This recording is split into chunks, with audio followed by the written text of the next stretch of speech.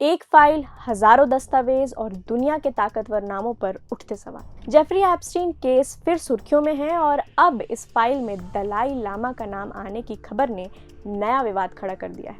लेकिन क्या फाइल में नाम आना मतलब अपराधी होना है? सच क्या है? आइए पूरी कहानी समझते हैं।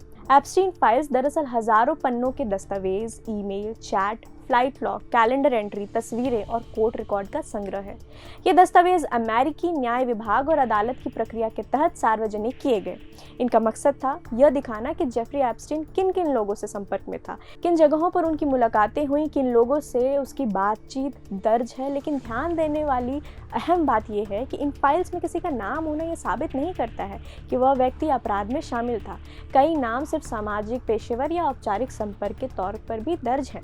हाल की रिपोर्ट्स में दावा किया गया है कि एप्स्टीन से जुड़े दस्तावेजों में तिब्बती धर्मगुरु दलाई लामा का नाम भी सामने आया है। लेकिन दलाई लामा के कार्यालय ने साफ बयान जारी किया कि उनकी एप्स्टीन से कभी मुलाकात नहीं हुई, उनका किसी भी प्रकार का संबंध नहीं था। मतलब नाम का संदर्भ किस रूप में है यह अभी स्पष्ट नहीं है और सिर्फ नाम आने से कोई आरोप सिद्ध भी नहीं होता। अनिल अंबानी और अन्य भारतीय नाम भी ब्लूमबर्ग की रिपोर्ट के अनुसार एप्स्टीन फाइल में आ चुके हैं। 2017 से 2019 के दौरान एप्स्टीन और अनिल अंबानी के बीच ईमेल में बातचीत हुई थी।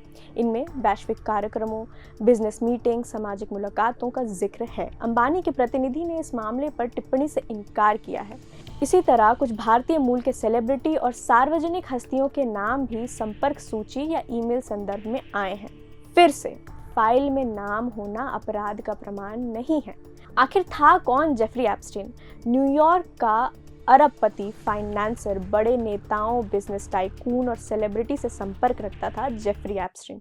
2008 में नाबालिग लड़कियों से जुड़े अपराध के मामले में दोषी पाया गया था। 2019 में सेक्स ट्रैफिकिंग के आरोप में गिरफ्तार भी हुआ था। मुकदमे से पहले जेल में संदिग्ध मौत हो गई थी उसकी और उसके पार्टनर घिल्सन मैक्सवेल को 20 साल की सजा हो चुकी है।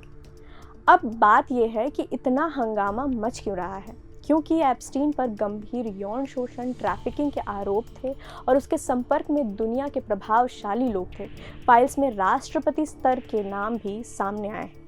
अब एशिया और यूरोप के बड़े नामों पर भी चर्चा हो रही है। दुनिया यह जानना चाहती है कि क्या सिर्फ संपर्क था या कुछ और गहरा रिश्ता। सबसे महत्वपूर्ण बात, जांच दस्तावेजों में नाम आना अपराध साबित होना नहीं है।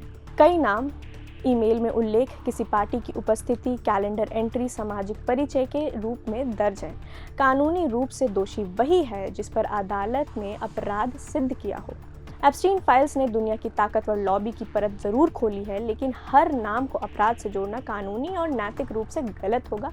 दलाई लामा के नाम को लेकर विवाद जरूर है, पर आधिकारिक बयान स्पष्ट, कोई मुलाकात या संबंध नहीं था।